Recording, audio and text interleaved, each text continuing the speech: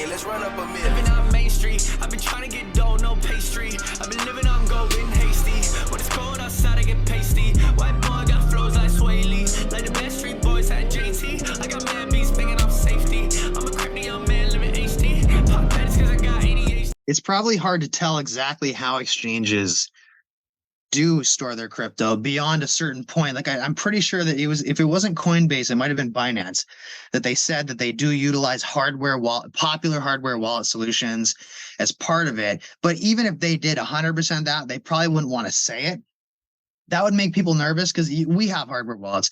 Imagine billions of dollars with 24-word seeding phrases. It all just seems, especially with the way that modern businesses run, where they don't want to have pure paper. You know, it seems very precarious. But one thing that I do know is that if we are worried about hardware wallets and we decide to go to exchanges instead, or escrow, which is a good solution, we have to keep in mind that things can happen there too. And if we're really that worried about the key not belonging to us, that we're going to give the key away back to a third party, it doesn't mean that it's a bad decision. It might end up working in our favor. But if we're talking about security, it's not a great idea. And oftentimes these anxieties that people have, it's tantamount to somebody saying, well, I hear the helmets don't really protect your head, so I'm just not going to wear one. I'm going to wear a baseball hat instead. Exactly. Or maybe there's one case where a helmet gives you worse brain damage than if you didn't wear one. Kind of like how, 1 in a million times your seatbelt is what kills you in a car crash. So we can ignore the other majority of times where the seatbelt saves your life. Yeah. And then also too is like, if you're so kind of dilated on the seatbelt when it's like the 1 in a million chance, you're not paying attention to the majority scenario of what could take you out right in front of you that will more likely happen. So kind of less fixating on the very small possibility of things and kind of seeing at what's something that could actually like happen, 50-50 chance, and how do I at least secure myself on that at the very least, right? I think this is our first video. Yeah. All right. So should I do a firmware update on my Decent wallet? So that was one thing. Like personally, me, whenever I see an update, I'm updating it right away because I heard that that's what you should do to be the most protected on your devices. Would you agree with that? Or is like, the alternative is to not. And I would say that more often than not, you have to run those updates. If you want to really be sure, or if you're very paranoid, then simply look up your vendor latest update. And just on the off chance that there's some sort of issue with it, but generally 0 days don't come from updates which are immediately applied. They come from updates that have yet to come. Yep. So there's a 0 day that the update is going to patch it tomorrow. Like that was how Chrome was. It's basically just a vulnerability that's disclosed before the patch. So yes. And I replied to this person. In general, I recommend you apply firmware updates as long as they are directly from the vendor and not from a third-party website. Exactly. And I have here, do you think I'll be fine if I choose not to update? Probably be fine, but I do wonder where people get these ideas from. He might have a unique use case, but in general, I think people get themselves very paranoid. And if you can't trust the firmware, then you need to, I suppose, learn how to make your own. You can go for the air gap solution, but at some point you do end up having to trust something. Yeah, very true. Because like, what if you don't update it and then like they just release like all these new features that you could benefit from? Maybe they released on Ledger, you can start staking your XRP and you're not going to update it. You know what I mean? Yeah. And most firmware updates aren't huge security flaws that they're coming out constantly. A lot of the times it's just little things that prevent performance glitches and stuff every once in a while, maybe. But generally speaking, firmware is very sparse and there aren't tons of areas where there can be massive security holes. Because like I had said before, these devices are intentionally minimalistic. And one of the fundamental secure design principles, this is across the board, is simplicity in design. Right? You don't want security through obscurity, because if you're relying on someone not knowing where to look, then you might get unlucky. But then also minimalism, because the less interactions, the less feedback loops that you need, the less logic there is to exploit. Very true. And also too, thinking about it, those firmware updates are public. So like as a company, if there's something malicious in there, like you're just straight up called out. Like it's right there. Like why you having a firmware update with malicious code, right? Right. Right. And it's not in their interest to do that. Exactly. So I think ledgers are pretty safe. I have all my XRP on there, so I hope it's safe there. But no one ever wants to talk about what if the company ledger went bankrupt? How would we access our funds? This is a great question. What you would do is you would, with your seed that you have intelligently secured, you would simply go to any other hardware vendor that utilizes the BIP39 word list, which I think is most of them. Yeah, yeah. Because even like how would Ledger, the company, go bankrupt in a sense? Because they're not an exchange, they're just selling a product. So more of maybe he's talking about if it gets hacked or something like that, what we already discussed. And then they already did get hacked. I mean, they had a breach of user data, and it was inconsequential in terms of the actual security of their devices. However, I saw other comments on our subsequent videos saying, what if Ledger went out of business? And the answer is, and I think people ask this because they're still thinking that the key has more to do with the actual hardware device itself rather than them being somewhat independently variable. Because yeah, most hardware wallets support the same protocols. So you can use a ledger and then switch over to a Trezor or most of the other leading hardware wallets. The only time that you can't is if they don't use the Bitcoin Improvement Protocol 39 or later word list. And I think that's the minority of them. So most of them you can. And the Ledger website has this on there. They actually provide instructions for how to switch to other vendors. Oh, really? Yeah. Oh, okay. That's actually really good. Yeah, that's where I got the information from. Was from Ledger's website, and then Trezor also gives. They don't try to implore you to switch vendors, but they do make it clear that they're not all like proprietary and like they don't have. Certainly, you wouldn't want to ever get a hardware wallet that's a walled garden, because then them going out of business would be a concern. And I think that that's really what we get away from exchanges for, is that is how exchanges work. Yeah, because that's something that if it's a walled garden, that the likelihood more of a backdoor kind of entry is way higher than something that is a standard that everybody uses. Absolutely. And the most important thing is that you have custody of your keys. If we really look at what historically has caused the most backdoors in the crypto space, it's human beings. I mean, what was that? What was the exchange that begins with a Q that went bust? It was the one that had the Netflix documentary on him, Koala something. Quadria X. The human being was the backdoor in that case. And in the most recent FTX debacle, the human being was the backdoor.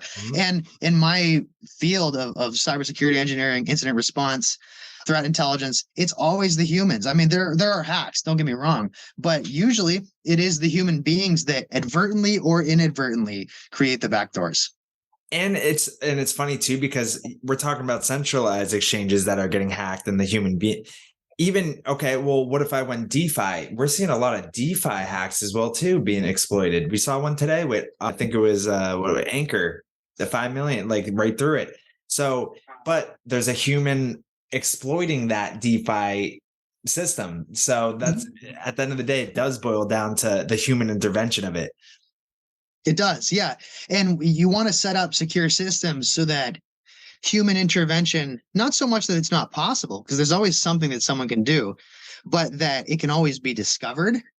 And in a truly decentralized system, a human being who makes a malicious intervention would be either inconsequential and or easily discoverable, and there would be repudiation back to them.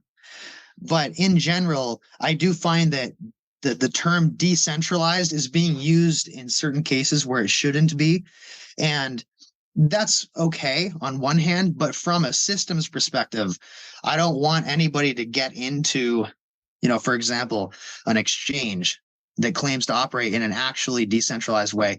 However, some companies do have a decentralized enterprise architecture, but this is different from the anonymity and privacy and security benefits and freedom benefits that are generally afforded by truly decentralized systems, which by axiomatic definition, don't have any financial stake with an entity. Mhm.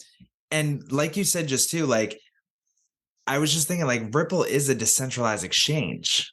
What like people could just interact with Ripple's decentralized exchange, and that kind of solves the problem. If they go to XRP Toolkit, you still have the Zum app? Yes. Yeah. XRP Toolkit, you can log into this software like Connect Wallet. You can log in with Zum, your Decent wallet, your Ledger device right through or connect it. And then you're trading. Let me see actually if yeah, no, I don't have one hooked up right now. But I wish I was able to show you because there's so many things you can do on here. Oh, you know what though? I just did the same thing with, it might have been Matic. It was one of the cryptocurrencies that we were discussing, and it was the same thing. You went through the web interface, and the web interface actually sent you like some validations that you could then check on your ledger. So yes. Now that's a case in which some decentralization does benefit your security, and I do understand why people get so paranoid about doing things like this, but the benefit to using a hardware device as opposed to just kind of doing it all on your own is that you get to validate that the keys that are displayed on the device screen match whatever is going through your computer screen. Yeah, and honestly, realistically, how many of crypto holders are like to the point of savvy of like being able to navigate and handle the ledger? Really, like people getting into this usually starting off, they don't even want to get a ledger because at that point it's too technical. So even from the whole, I'm curious to see what the statistic is out of all the cryptocurrency holders, what percentage of them actually own and use a hardware wallet? Because if it's 5-10%, then the bigger fish to fry is the exchanges to wipe everybody out. It's easily the minority of people who have hardware wallets, and that is why I thought that it was a capricious point to say that the masses are being herded toward hardware wallets so that they can all lose their money, because I know from seeing security practices get ignored, you know, for my entire professional career, and just generally from having security awareness from a decade ago, that the masses are not going to be herded into managing their own keys no matter what. The masses, if that's true, then we won't see forgot password links anymore on major websites. It just doesn't happen. And most of these people who make these assertions use Gmail and Gmail services and Microsoft services. And I like those services, but I mean, come on. Yeah. And would you say the best email is Proton Mail? I think it's at least on par with a couple of other ones, but Proton Mail is certainly my choice. Solid. Okay, cool. Yeah, and even right here, send, receive, trade crypto assets from your own wallet, sign any transaction type on the XRP ledger. Like this is directly interacting with the XRP ledger. You're trading on the XRP ledger, you're your own bank, you're holding your keys, and it's a decentralized exchange, right? With XRP, and you can sell into USD and you can sell into Bitcoin, you can sell into these different assets right onto here. So I wish I had my ledger to pull this up, but like this is if people didn't know about xrptoolkit.com, I think I made a tutorial. I'll try to find it, but this is actually solid. It's very solid. And this is a great example of why crypto works. And also to address the issue of if their hardware wallet vendor goes out of business is, let's say that I had my 24-word seeding phrase and it's connected to a passphrase, which is encrypted and stored, you know, kind of distributed across different servers, but it's encrypted. And so it's inaccessible. I can travel without my hardware wallet with my 24 words. If somebody obtains them, they access zero crypto. And nobody can access the means for storing the extension on the private key, which means that I could travel to another country with my 24-word seeding phrase without actually exposing my crypto to a false authorization risk. But then I can now go on xrptoolkit.com, get a hardware device, restore my seed on there, and go completely secure. And so it's a very nice aspect of hardware wallets is their propensity to be very flexible when it comes to secure operations, which is usually the biggest impediment to them. Yeah, and somebody from Ripple, I think his name's Wieswen, developed this for the community. So it's not like, if we were to think like the government, somebody setting us up. Now we got to be like, all right, if we're going to start being, worried about this, now we're like, all right, what we're invested in the company and the token, now we're speculating that they're trying to set us up. So then it gets to a point where it's like, all right, well, who do you trust yourself even at this point?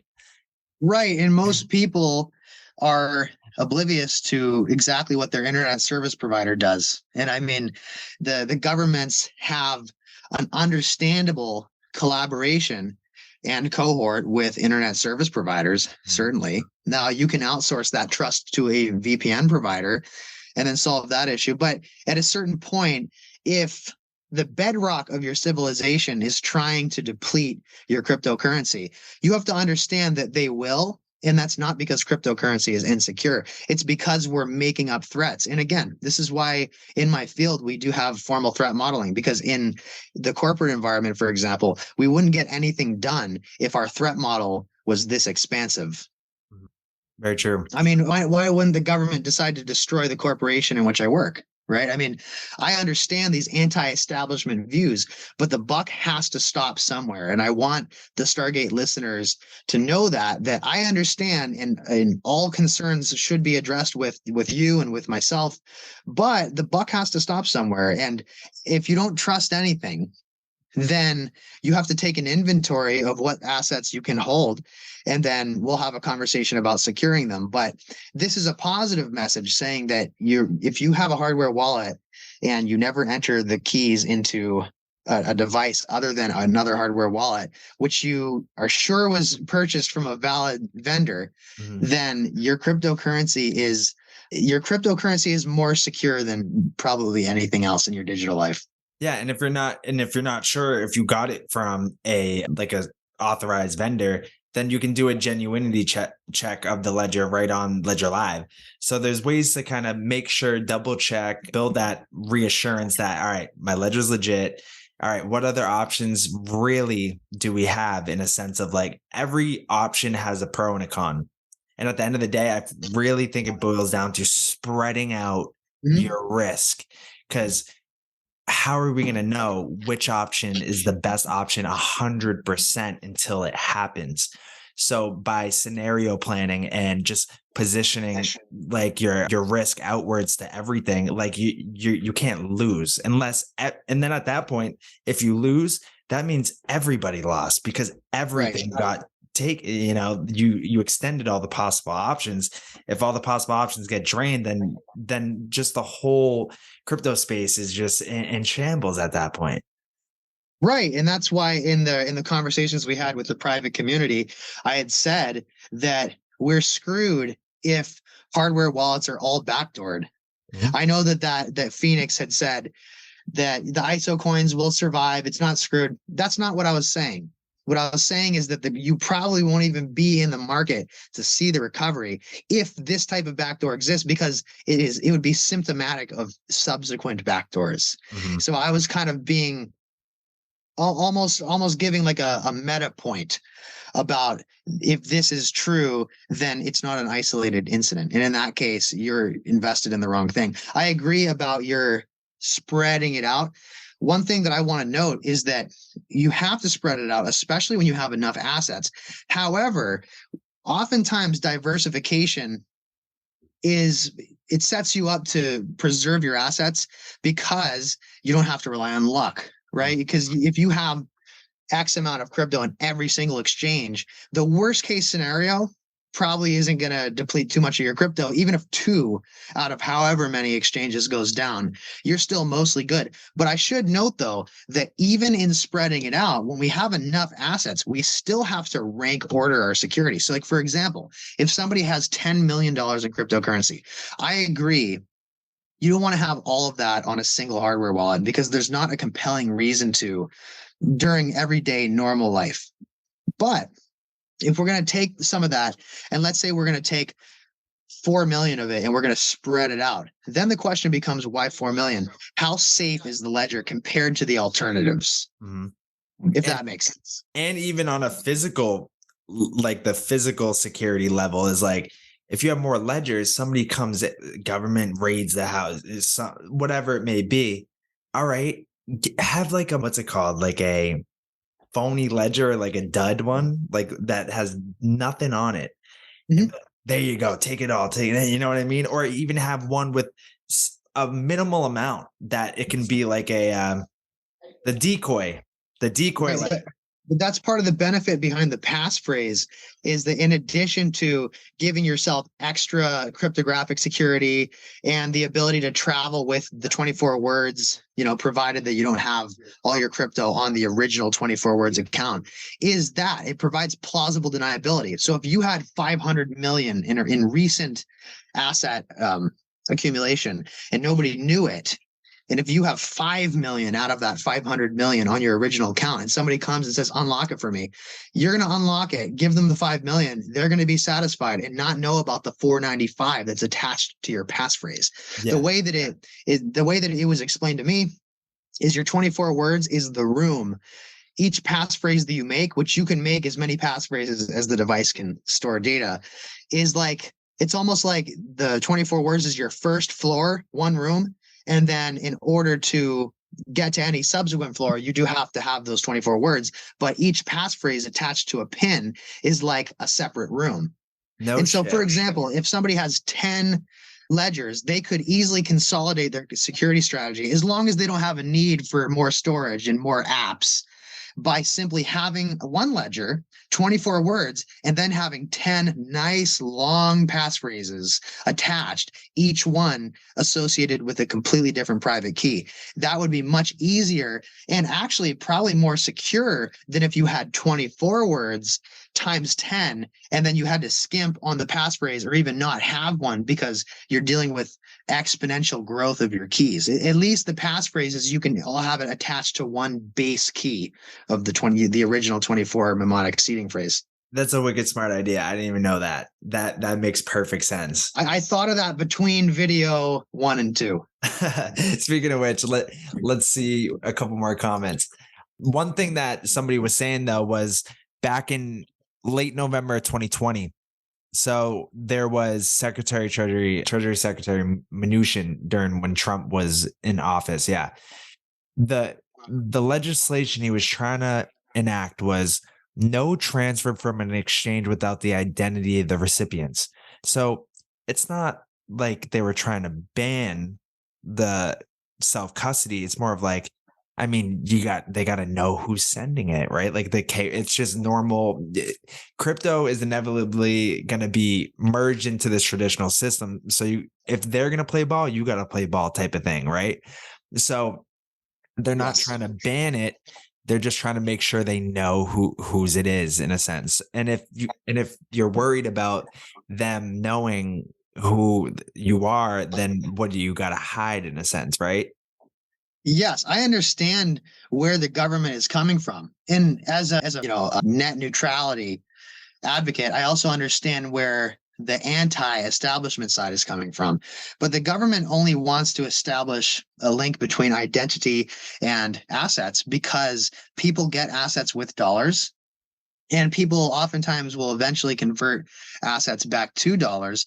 And so from the perspective of government, if you strip away all skepticism, or rather, if we temporarily suspend the skepticism, you have to think that it's not in the interest of a stable society for somebody to be able to become a billionaire quietly and secretly. I understand why we might want to be. However, we have to pay the devil his due. If we buy crypto with dollars, then it's not so unreasonable why regulators want to attach the tax system to this cryptocurrency. It's quite normal. Yeah, that's what it inevitably boils down to. They just want their piece. They want their cut. So they want to know, all right, how much does this guy make this year? I need to know where he's sending this to there so I can say, hey, well, you owe me this type of thing. And obviously nobody's like, oh, great for the government on that. Like that's just something that, has been the thing for hundreds of years now. You got to pay your taxes and you definitely don't want to hide and evade from taxes. Like the ledger is not your safe haven for that, right? No, it's not. However, if you buy and hold and you never ever sell, you'll never ever have to pay taxes. And then you can I'm sure eventually here in the next couple of years, if you buy, hold, never sell, you could probably escrow it with one of these custodians like PolySign that's going to be popping up, or like a Nexo, and you can lock it up, get a collateralized loan against it, and then kind of live off your XRP, and that way tax free. There's all sorts of legal things, people can get LLCs and S corps and trust funds, and or even if you have enough money, start your own bank, but not just for the purpose of avoiding taxes, but for the purpose of making your monetary strategy as efficient as possible by not allowing unnecessary amount of funds to go toward taxes. And if crypto booms enough that you have to worry about massive taxes, this also means that it's probably been adopted to the point where you may not have to sell to pay for many things, because there might be car companies that allow you to pay in crypto for the car. And I think eventually we're going to see, it may take quite a while, but I think you'll be able to buy houses in crypto. It makes sense.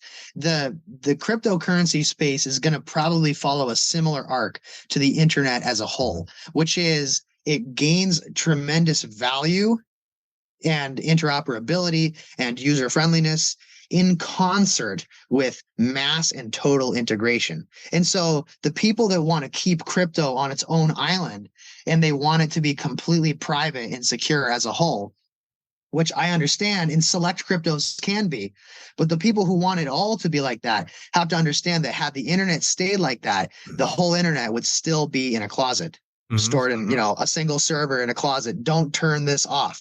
At one point, that was the hub of the internet, was a server with this note on it that said, don't turn off. You'll turn off the whole internet, basically. Yeah. And that's the thing. It's like inevitably this space has to change to be adopted, to see the values we want to see these tokens go. And it's like, we're headed into a whole new system as far as what even money is. Like, there's going to be a whole new change of the term money, the term value. I'm going to be able to go to Starbucks in the morning and pay for my Starbucks strawberry lemonade acai refresher with Starbucks stock, right? What if I made a gain during that time period? I woke up to when I paid for that Starbucks refresher during that time. Maybe it went from $10 to $12 a stock. I made a gain, but I just paid, for something. So there's going to be a whole overhaul of how they go about taxing because of this. Like, this is such a huge change, like 100-year type change, that we can't even imagine what the new system will look like as far as the taxes. That's why it's taken so long for regulation. They're trying to work that all out. But I believe they have worked it out behind the scenes, what they're trying to do. And I do think we're going to see an international kind of framework be brought to light over the next 3 to 6 months here. Hey, Alan Yee, my B. Shout out to Erica. There we go.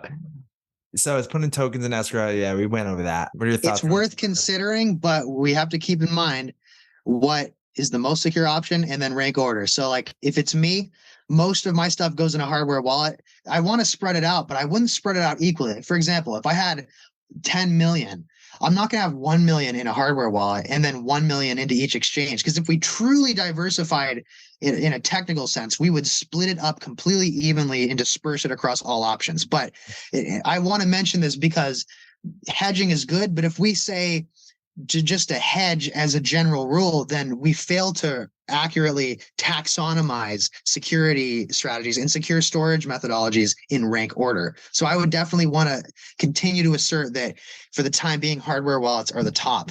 But then you want to hedge past that because part of security is availability, and the crypto is not in its most available state in a hardware wallet.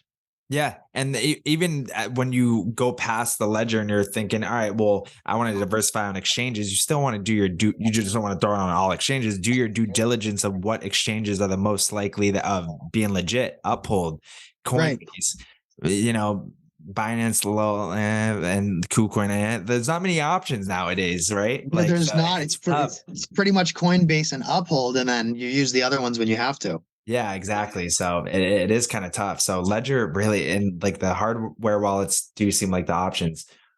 Great conversation, man. Bless our brother. Thank you, Phoenix. Thank you. How about a Lipial air gap wallet? See, when it comes to these hardware wallets, like a Lipial or whatever, and Titan, I get a little sketched out. right? Like I've come across them maybe on a promo ad on Twitter and stuff like that. Mhm. Yeah, when it comes to those wallets, I'm like, why Allipial? Why Titan? What are they offering that, Ledger or Trezor can't, So maybe I got to do some more research on these hardware wallets, but No, I read that Elipal had some major security flaws. yeah, it's definitely when you start going down, like it's kind of like when you start going on to these alternative exchanges with these type of hardware wallets. Like I would say LPL is like KuCoin maybe versus like Ledger is like Coinbase type of thing. Well, and certainly there can be validity in new hardware vendors, and I don't want to gatekeep the hardware security conversation, but I want to make sure that when people go to these smaller vendors and say, they're cool, it's not a case of like when you don't want to listen to a band because they went mainstream, if you know what I mean. In Mhm. other words, because everyone's saying hardware wallets like Ledger are great, I'm just going to be the contrarian. Now, if your reason is aside from that, then I'm willing to hear it and it's valid. But what I'm mostly hearing is pretty much a contrarian point. And I'm not against changing my mind on Ledger as a company or the types of hardware architectures that I use for cryptocurrencies, but I've yet to see somebody bring something other than a Reddit comment, YouTube thread, a random video of somebody telling a story or making an assertion. And it's all valid in its own right. But if any of this turns out to be true, you can't expect me as a professional to hear these anecdotes and then instantly believe them, because I would be diametrically torn between the opposite anecdote and this, because there's always an opposite anecdote. And so basically, if everybody said that Ledger was insecure, I think a lot of these people would be saying get a Ledger. If the common cultural, what would you say, nomenclature said don't get a Ledger, then they'd say get a Ledger. Yeah, not true. And it's like you kind of need a little more than just like, nah, don't trust Ledger. Like we're okay, we need the step by step. Why? What is making Right. you believe this? And then we can look into it deeper. I think this is a good so our paper wallet's technically the most secure wallet in terms of cyber threats. What if Ledger went bankrupt or by some seemingly impossible chance account/device were compromised somehow? And does anyone know of an XRP paper wallet generator that can be run offline and is open source? Well, so in looking into paper wallets, the first thing is that they're about as secure as hardware wallets until you have to actually put the crypto onto an exchange or load it onto a software wallet, in which case you have to take that seeding phrase that you generate on paper and you have to either enter it into a computer or you have to go through a long, complicated process to get it onto a hardware wallet and air gap it the whole time. But in all likelihood, you're just going to load it onto Exchange and send it to a hardware wallet for the most secure operation. A paper wallet is very secure from a technical perspective as long as it's sitting there. But then you do have the problem that if that paper does get damaged, you lose the crypto forever. And if you mitigate against that by making more copies, you now increase the exposure. And this is not a good alternative to hardware wallets. If we're worried about the security of hardware wallets, we should be more worried about the relative ease with which paper wallets can be lost, destroyed, or malappropriated. Also, for those that are worried about backdoors, look at where your printer was manufactured. Where was it? China? Probably China. Yeah. Yeah. No, and that you brought up a good point too, because like I'm thinking about it, like even like Zum, right? Or like one of these apps on here that are like co-wallet, it's on your phone. So, and what if somebody's viewing your screen on your phone or something, right? Mhm. Versus like when you get your ledger, it's brand spanking new and you're generating it strictly on the device, right? That was the other thing about paper wallets, was that you have to go to a prohibitively large effort to ensure that the entropy is sufficient to generate those keys. And it could be that it's better than a given hardware wallet, but I would say it's more likely that you're going to run into issues selecting the vendors, the softwares, and doing it for each individual crypto, Yeah. as opposed to consolidating it down to a more concrete security strategy. Again, going back to the fundamental secure design principle of minimalism, No, simplicity in design. I think it like even me, I'm so like just like thinking about all these things. It's just like at the end of the day, with the ledger, you're getting it, you're breaking it open the box, you're generating the seed right on your ledger. It's not touching the internet at all. Whereas the cold wallet will, doing escrow is locking your money up in a sense. And just all these other options that I feel as if like, yes, you can diversify and do that if it makes you feel better. But personally, me, not financial advice or anything like that, I'm going to be putting most on ledger and trusted exchanges. That's how I feel the most comfortable doing it. And a little bit on Zum, a little bit spread out just in case, but I'm not going to be getting a Decent. I'm not going to be getting a Trezor. Personally, for me, like I feel as if like ledger's fine for me. If ledger goes down, I'll take that L. But yeah, I mean, we've trusted brick and mortar banks for a long time. And we're already dealing with dollars that are effectively cryptocurrencies, but without the cryptographic signatures to underpin them. I mean, they're numbers which could easily be manipulated within a database. So we already do trust something that arguably is less cryptographically secure than hardware wallets and blockchain architectures in general. And we've had good results in general, at least in terms of the actual security of those assets. So I would say in a lot of ways, the concerns with hardware wallets are maybe valid 1%, but they mostly deflect against the real issues. If somebody is worried about overall security, they have to focus on overall security. Mm-hmm. And so look at your platform, your operating system, your hardware, your software, your key management, your digital devices that you use. Take an inventory of how data flows and look at all the vendors. And I guarantee you that it'll go farther than moving everything into escrow. And I don't want to discourage anybody from doing what they want, but I agree with you on that. Yeah. I might even today, I might do a little test escrow transaction, like, throw a little bit in there, maybe for like a week and just kind of see what that process entails. I've never done it. I've seen the option to do it and just kind of play around with some of these things. Like, and even thinking yeah, like if Ledger and Trezor were to get backdoored, it would blow up the crypto space because DeFi would be non-existent at that point. And I think there's something with like miners and stakers that this is why it was such an outrage, was because like they wanted to report like the KYC on everybody that has a self-hosted wallet. But then you have these big like miners. And this is like straight up from the CEO of Coinbase saying like, yeah, this would not work. So even thinking the extra level of like, oh, they're going to hack, they're just bringing down the whole system. And like that's right. Yeah. So now you made a very intelligent point, and I think unintentionally, which was that I think it just makes them feel better. And a lot of the times we go based on our feelings, our emotions, our gut instincts, and that is an amazing mantra. However, when it comes to something like picking software, sometimes that's not the best, because oftentimes the most corporatized, least trustworthy software vendors design their interface to seem the most trustworthy, the most warm and comfortable, the most user-friendly. Exactly. And friendliness gives us a good gut feeling, genuinely. And that is all just to say that most likely I'm not going to lose my money and they're not going to lose their money. And so it really just comes down to what makes us feel better. The only place where I had to go and say in our private community, please stand down with your 2,000-word essays, is when it comes to talking about secure engineering and security of hardware. I accept differing opinions. However, if we're going to suggest the helmets don't protect your brain, so let's not wear them.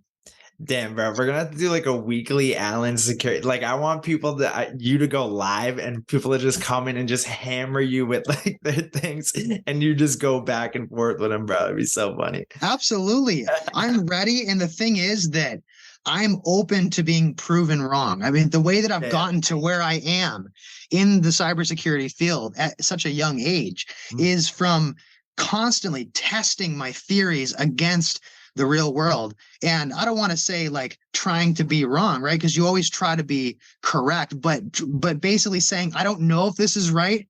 Let me try my absolute hardest, hit it with the hardest hammer I can to galvanize the strongest possible solution. And it's very context specific. So if anybody has a genuine concern, I don't want to just simply neutralize the concern. I want to actually lift up the hood and look at this extremely complex, multi-arrayed field that we call cybersecurity and really parse out what is the cyber component, and is it really the cyber component we're worried about, or is it the human component, right? But when I talk about cybersecurity, hardware wallets are our current best bet. And if we think that the earth is going to split open and we're just going to fall in, that's a threat that you can't mitigate against. So what I do as a professional is until that happens, I'm here to alleviate genuine security concerns and make recommendations based on best practices to support the Stargate community.